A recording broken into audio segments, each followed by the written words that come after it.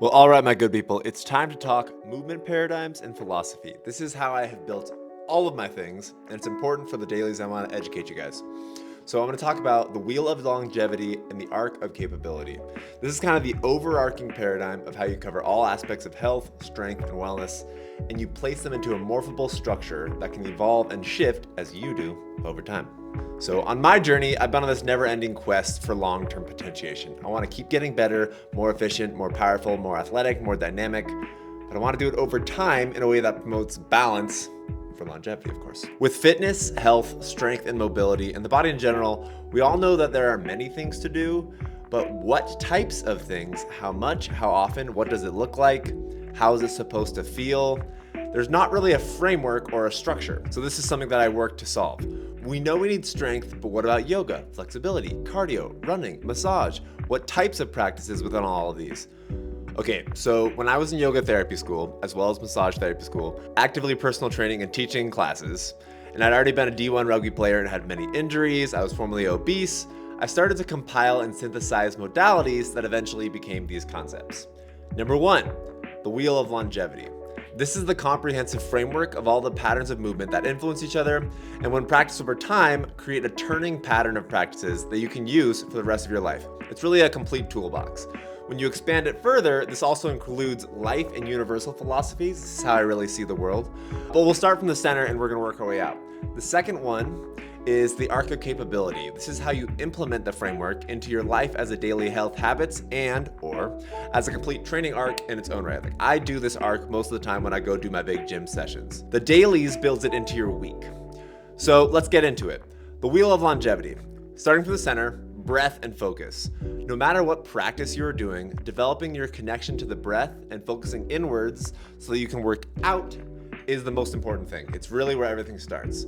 From diaphragmatic breathing, bracing, upregulating or downregulating the nervous system, the breath is our tool to create and utilize energy, while our focus is what creates the impulse, connectivity, and subsequent action through the body. So it's breath and focus paired together. So orbiting the center point, we have the spheres or wheels of movement. Each wheel within the cell, strength, form, flow, cardio, and conditioning.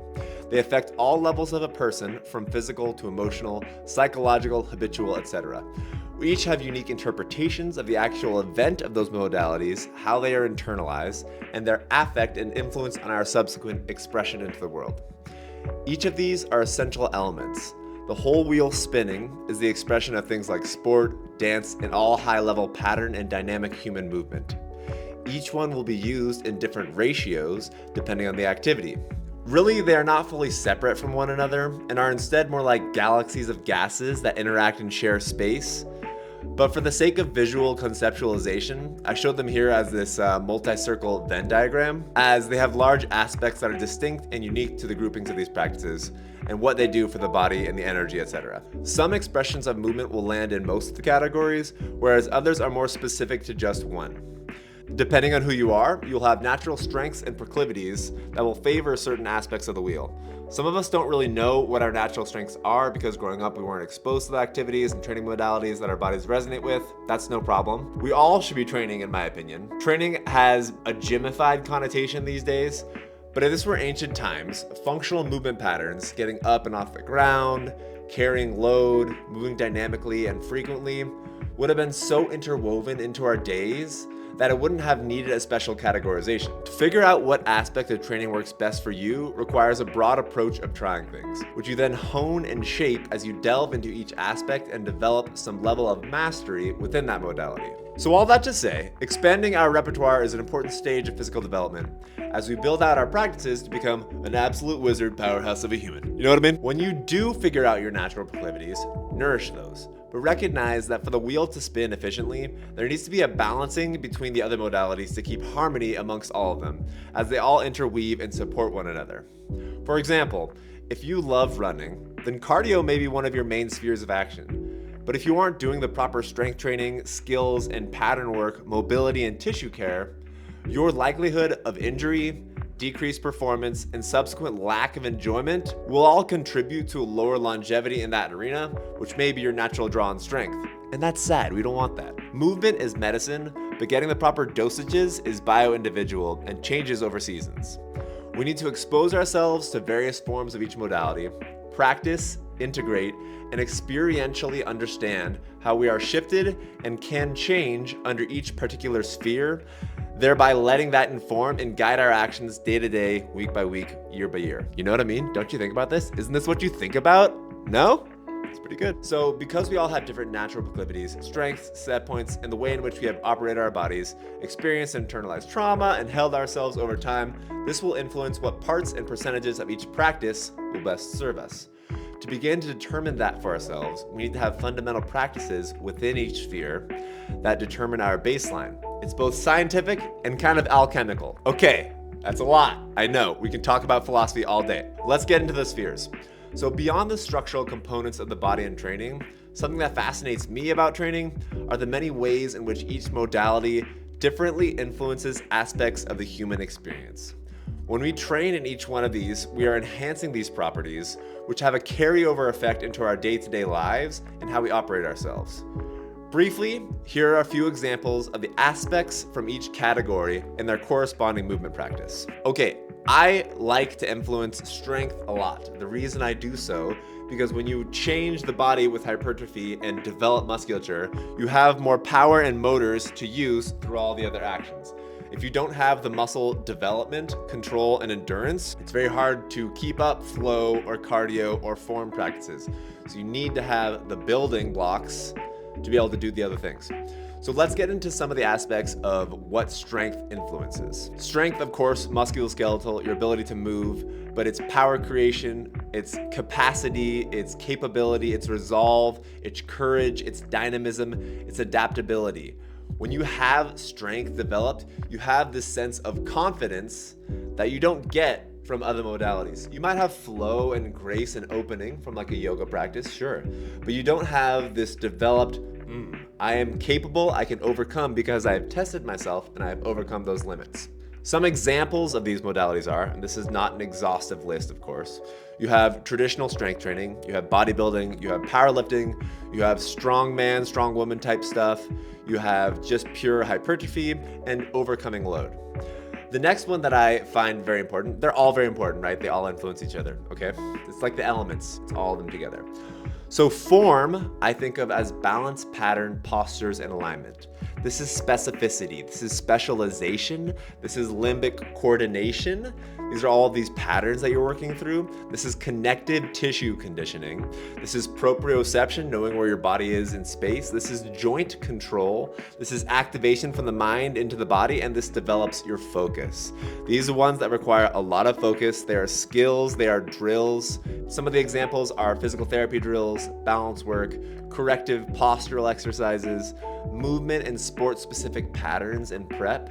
Right? These are the kind of things that keep you together. If you're not doing these regularly, your patterned movement through the body can be clunky. You often see bodybuilders who have done very little of this. If you ask them to go run or do something kind of flow or graceful, it's clunky because they haven't practiced these patterns that draw you through the body in a graceful, controlled way. These also influence gait. So for running, when you get into cardio and things, these will be the kind of things that help you draw your mind into your ankle, into your calf, into your knee, into your hip, into your core, into your posture, into your shoulders, into your gait, into your rotation, into your arm drive, so that you know how to move your body well with high efficiency. Okay, next we move into flow, and that has a bunch of things. That's mobility, that's flexibility, that's groundwork, that's self-myofascial release, that's working on fascia, the connective tissue, that's awareness and connection to the body. It's getting depth, interoception coming into the body. It's yin, it's working through the nervous system.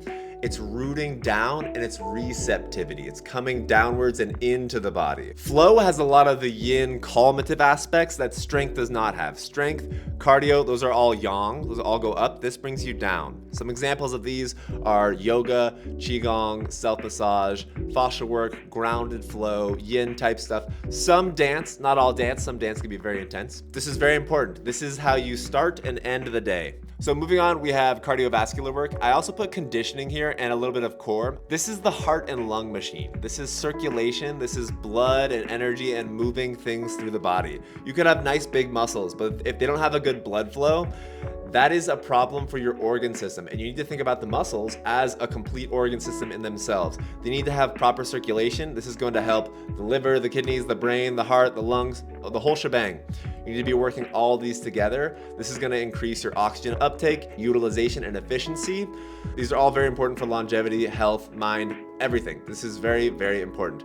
Don't skip out on cardio. It's important, right? This is how you move lymph through the body. This is how you develop endurance, especially in the mind. This is expression of full limb and joint movement. This is helpful for mind and clarity. These ones are like the runner's high, right? That euphoria, that movement through that, this is tough, this is fine, then you get into that flow state.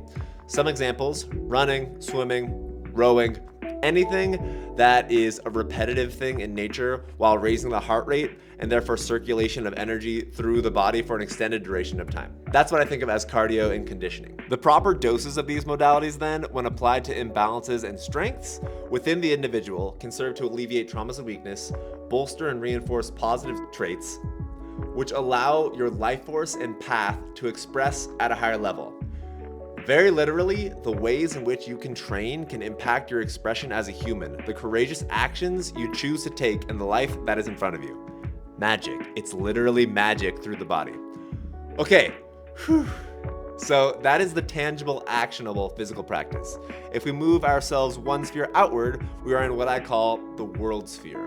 The world sphere contains all the aspects of life that are needed for the physical body and human experience within culture. Without them, the Venn diagram will fall apart. If we aren't taking care of our nutrition, macros, protein, fat, and carbs, micros, vitamins, minerals, antioxidants, phytonutrients, etc., all the training will not manifest in the physical body because we lack the building blocks to reconstitute ourselves. Similarly, if we aren't getting adequate sleep, both length and quality, our tissues, organ systems, and life force won't have the ability to regenerate. But there are levels beyond that. There are so many levels. There are infinite levels, guys. What about nourishment? I think of nourishment differently. Nourishment of the spirit, mind, and heart, being in nature, connection with the land, groundedness, connecting with others, socialization, joy, and fun, whatever that is for each person. Sex and intimacy, the deep drivers of our hindbrain that cajole our prime directive to stay alive and thrive. Enrichment and education, our mind and spirit's need to expand, learn, and understand. For each person, there are differing levels in what we will need and what proper nourishment of this level looks like. But if not tended to, the inner spheres of action will not function smoothly, nor will you have the drive to do them. There is an interplay and exchange of energy between these layers like valence spheres and atoms or permeable cell membranes, where charges and particles are exchanged for the betterment and functionality of the whole system. But we're not done yet.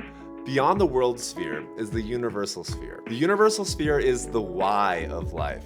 It contains all the aspects that drive our spirit to continue living, to share our life force, and positively contribute to life, doing our best to express our highest potential. Firstly, to be loved, connected, and belonging to family, be it nuclear or otherwise. We all want it, whether we're like, I don't need that, or people claim to not need that. It is a fundamental aspect of being alive. Secondly, and perhaps superseding for some, passion, purpose, and drive. Things we all seek and the things that keep the spirit up at night. The ever-evolving quest of contribution as a role, an action, an offering, no matter what that is, but honoring that inherent need to participate in life. Drawing from Vedic philosophy, Dharma. But I break it down to capital D Dharma and lowercase d Dharma. In my belief, capital D Dharma is the unique and specific purpose you are gifted from the karmic path and events you have experienced that led you to develop your skills, traits, practices, habits, actions, etc., that are now a valuable asset that others who are going through a similar aspect of that path need guidance with. Be it big or small, that is purpose drawn from life. Lowercase d Dharma is the natural passion and love for something that is you before you identified as you. Before XYZ trauma and experiences led you to become blah blah blah, there is a spark of self that loves blank, something. This too is an aspect of that self that desires expression. You have to give some life force to both. These are the greatest influences that also influence all the way down to the centermost portion of the breath and focus, rebounding back outwards to make a complete circuit. Whew. Okay, I can go on and on, but let's move on to the implementing and the actionable steps into our daily lives. You're doing awesome. Let's keep it up. Okay, moving right into the implementation of things. We're gonna get into the arc of capability, how the spheres play into an actionable framework. The wheels are like the pools that contain all the information for each grouping of modalities. They share and influence each other, and they have their own ecosystem. The arc is how we implement them.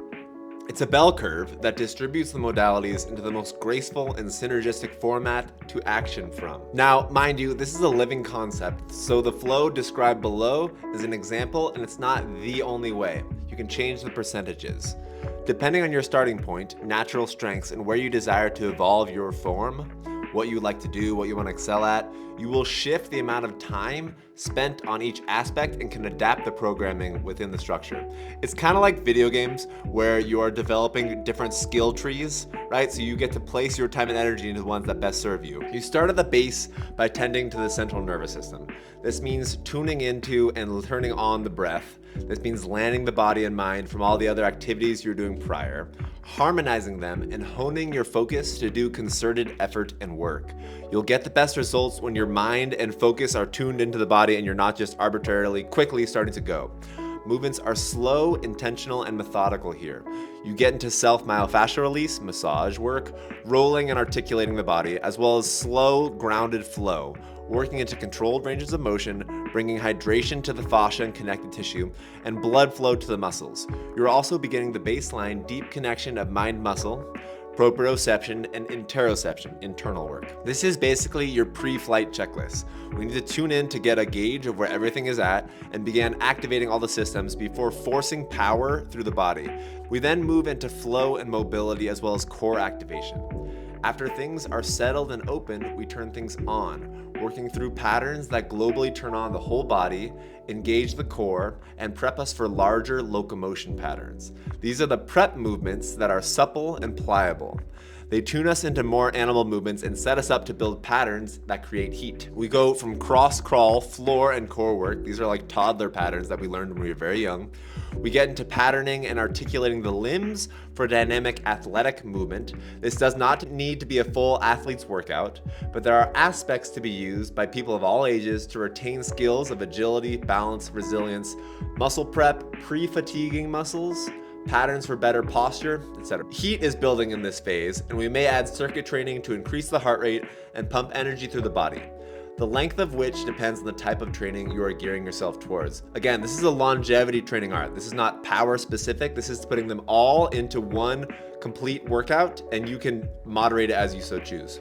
Strength is the main block, and I've made it that way intentionally, as it is through intentional strength work that we give the big stimulus to the body to create new lean muscle tissue and constantly adapt to load, develop force, control, dynamic power, or functional strength. It's very important.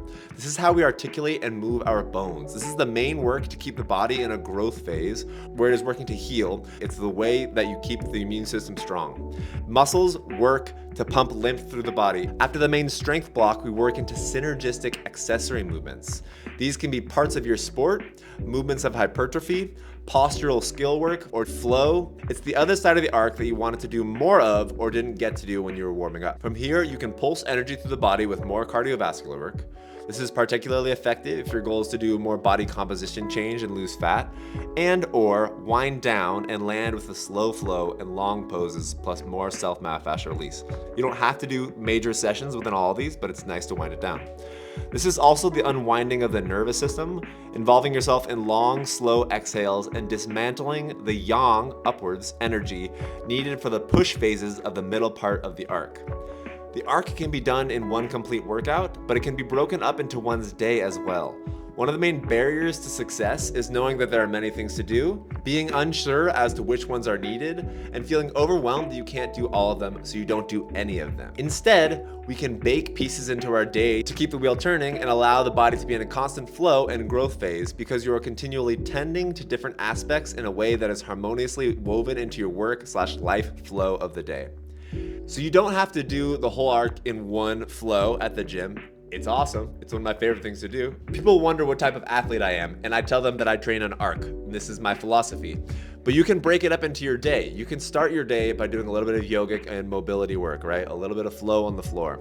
You can go on a walk outside. You get a little bit of cardio, a little bit of heat. Throughout the day, you can do a couple sets of stuff. Like I have lots of movement things around my house so that I can do a few sets here and there. I call them movement snacks. If I do 3 sets of 2 different exercises of movement snacks, have I done a big full workout? No. Have I covered some strength? Yes. If I then go do a little bit more mobility and go on another walk in the evening, I've covered the arc without doing it at high intensity, which translates in my ability to maintain and do things like that over time. Obviously, you have to learn the different programming of hitting the proper body parts so you're not overusing certain systems.